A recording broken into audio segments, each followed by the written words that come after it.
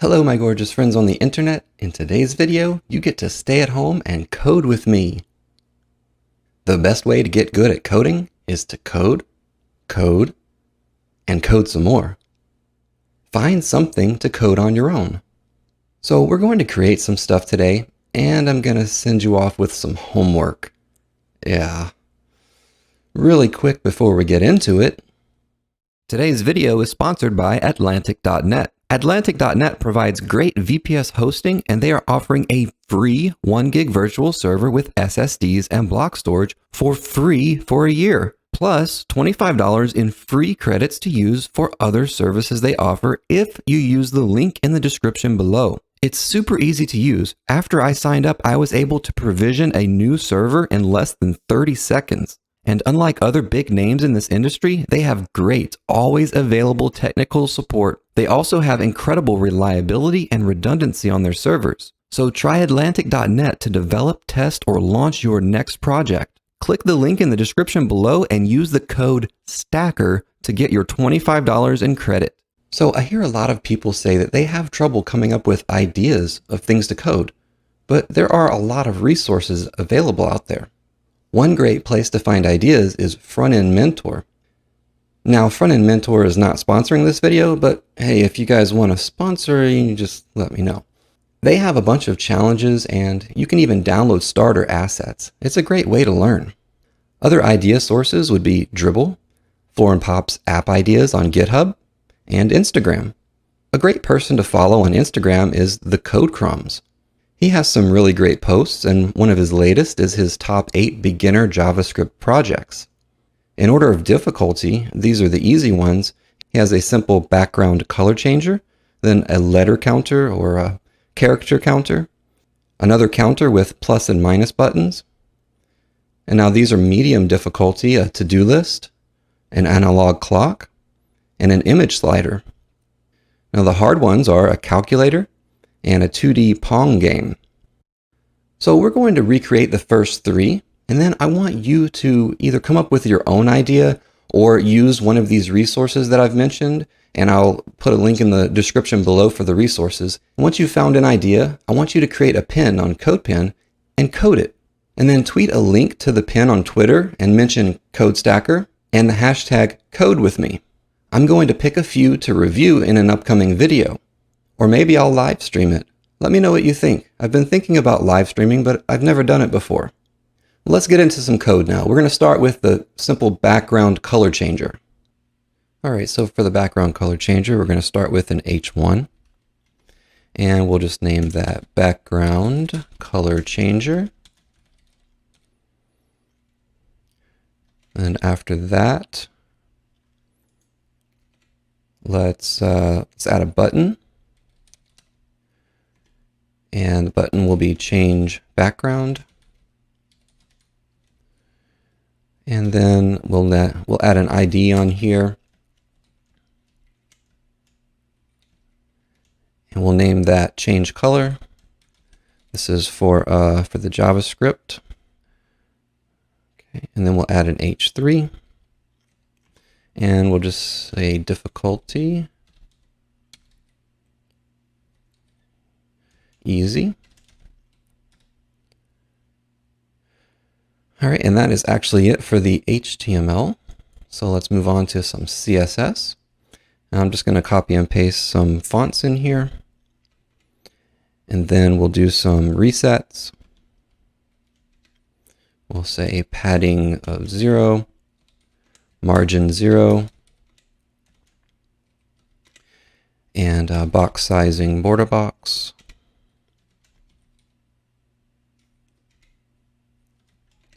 And then we're going to add the font family. The default font will be Montserrat.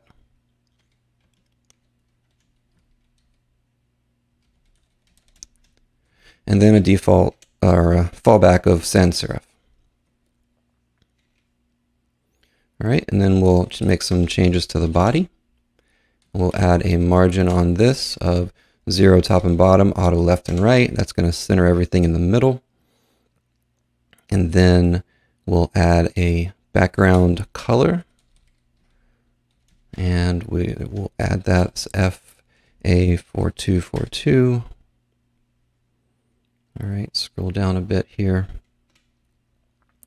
And we're going to make this display flex. And then we're going to align items center. And justify content is going to be center.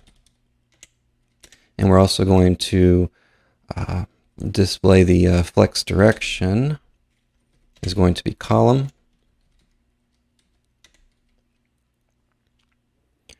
All right, and then we need to make the minimum height set to 100 VH. Now everything's centered. We're also going to add a max width. I want that to be 500 pixels.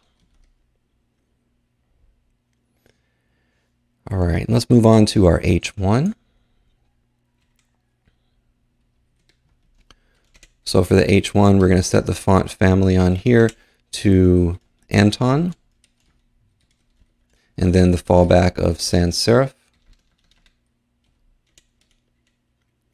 We're going to set the font size to 5 rem,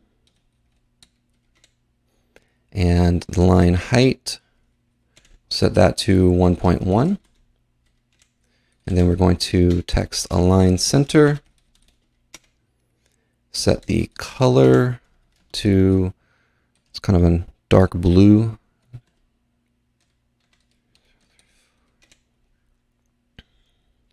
All right, and then we're going to text transform and set everything to uppercase. All right, we're getting there. Let's move on to our button.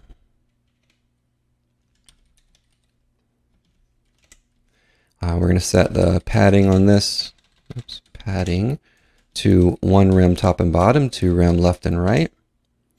Margin, we want the top and bottom of 5 rem, and then 0 left and right. Give us some spacing between the H1 and the H3. All right, next we'll set a border of none. By default, it has a border, so we want to remove that. And then we're going to set the border radius. And we'll set that to 2 rem. There we go. And then we're going to set the background color on this to 171617. All right. And then, of course, we need to change the color of the text. So we'll set that to white. And then we're also going to do a text transform on this to uppercase. And also cursor pointer. All right, so that's working now. Let's move on to our H3. All right, we're going to set the text transform on this to uppercase as well. And we're going to set the color to 0130434, right? Same as the H1 there. And then we're going to have an alt color. So this is how we're going to assign the color change to the background. And so we'll change the background, and we're going to set it to a greenish blue color. 0AA6B1. All right, and so you're not going to see that right now, obviously, because when we're going to change the background to this color with JavaScript. All right, so let's get into the JavaScript. And there's actually not a lot to it. So we're going to get a const of the button, and that's going to equal document.getElement by ID. And so we set that ID to change color. Oops. All right, and then we'll get another constant. We'll set the body to document.querySelector. And that is going to be body. So selecting the body there, and then we're going to say button, and we're going to add an event listener. So we'll say on click, we want to add a function here, an arrow function. So we're going to say body.classList.toggle, and we're just going to toggle on and off the alt color class that we created. All right, and that is it. So now when we click,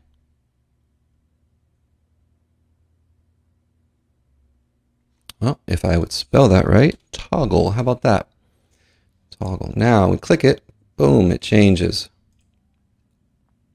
And it changes really fast. I don't like that. So let's go up here, and in the CSS, we're going to, in the body, let's set a transition here. So we'll say transition, and we're going to transition the background. We'll make the transition 0.3 seconds and with an ease in out. All right, so now when we click it, nice little transition. That looks good. All right, easy. Let's move on to the letter counter. All right, for the letter counter, I'm actually going to reuse a lot of this. So we have our H1. Let's just rename this, and we're going to say letter counter. And then, of course, there's no button, so let's erase that. And we're going to add a div with the class of input wrapper. And then within that div, we'll have an input with the ID of count input. And that is going to be a type of text, of course. This was supposed to be class. We want a class on this of input wrapper. And then within that, we will add another div. Within this, we'll just say letter count, and then we'll add a span, and let's add an ID on that span, and that's going to be count, and we'll start it initially at 0. All right, and difficulty is easy as well on that, so we're already looking fairly good. Of course, we need to add or make some changes to the CSS.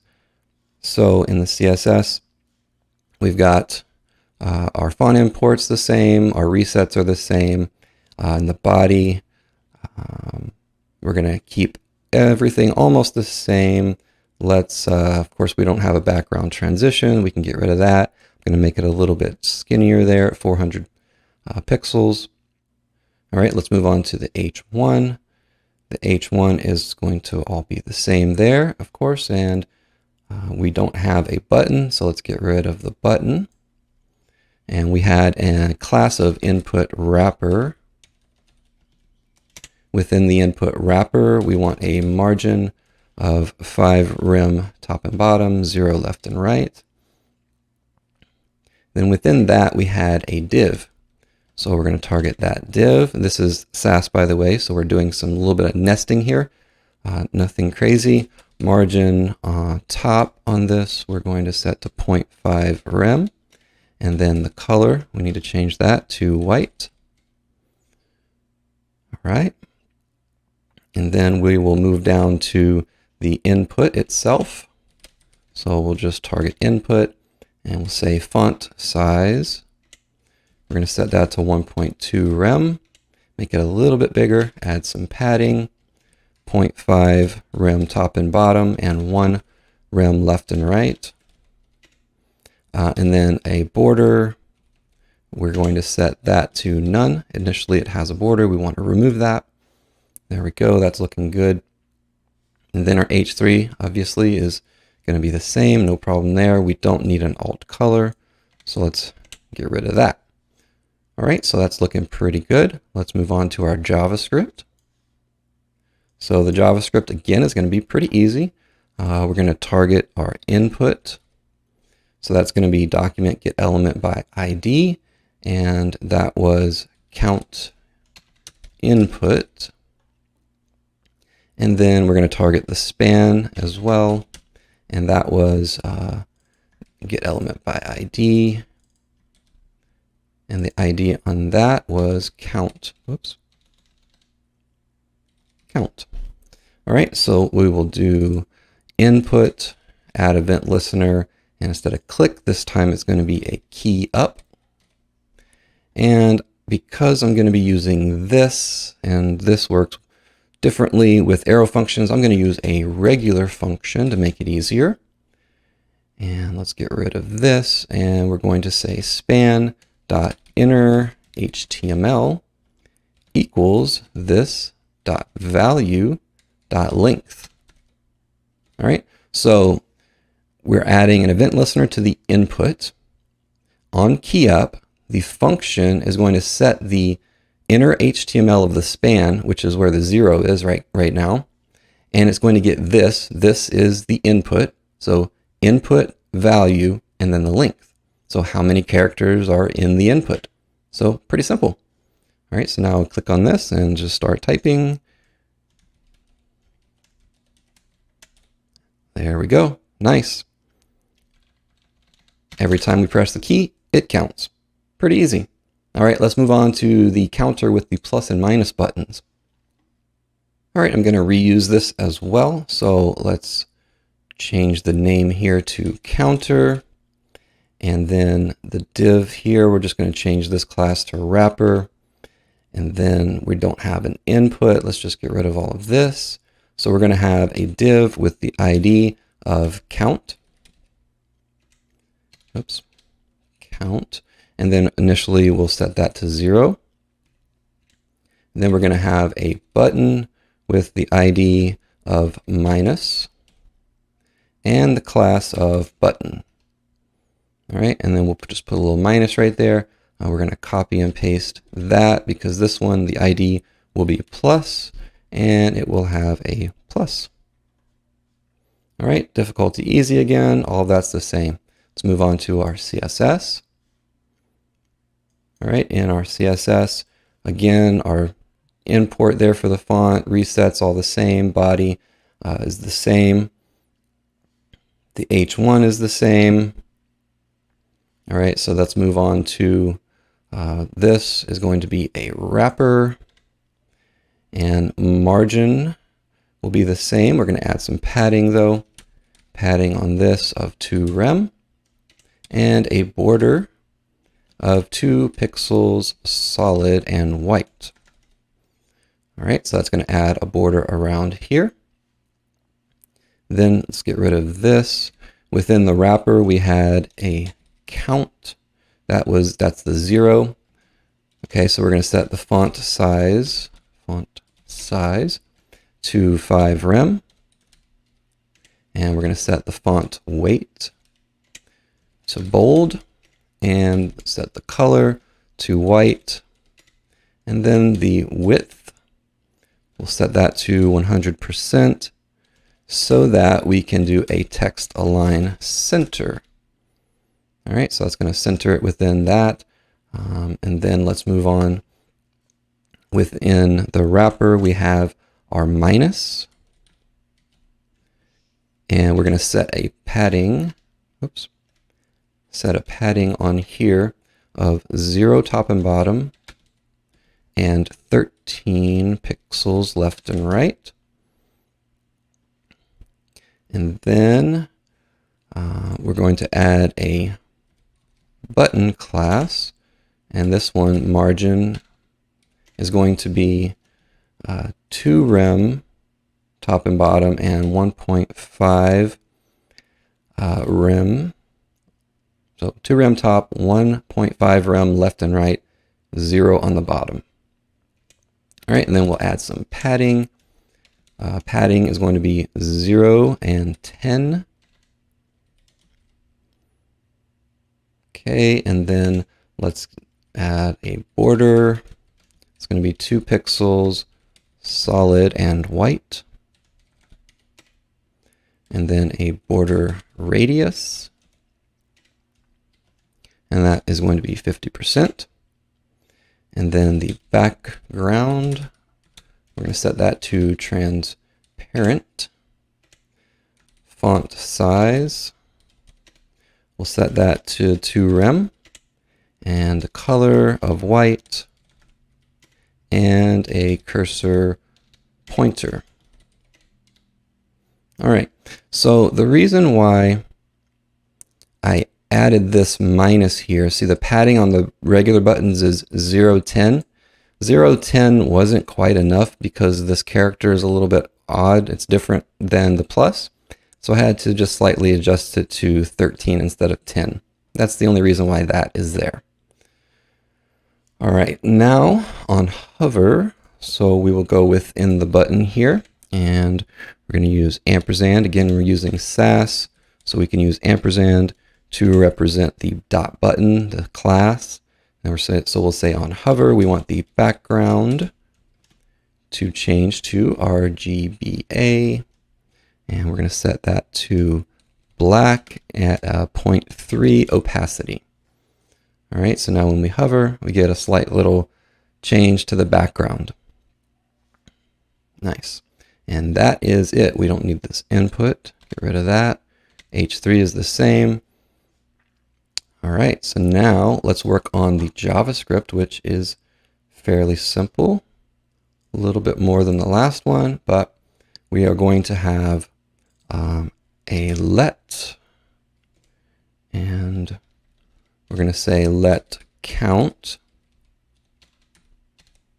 equal document get element by ID, and that's going to be count. And we want to get the inner HTML. All right, and then to turn that into so by default, that's going to return a string. We want to turn it into an actual number. So we're just going to add plus to the beginning, and that will convert it into a number. All right, and so then we're going to get our minus button, and that was element by ID minus. And then let's just copy and paste that. We'll get our plus, and that was the ID was plus. So let's add a plus event listener. So that's going to be click, and we can use an arrow function here. Oops. Arrow function.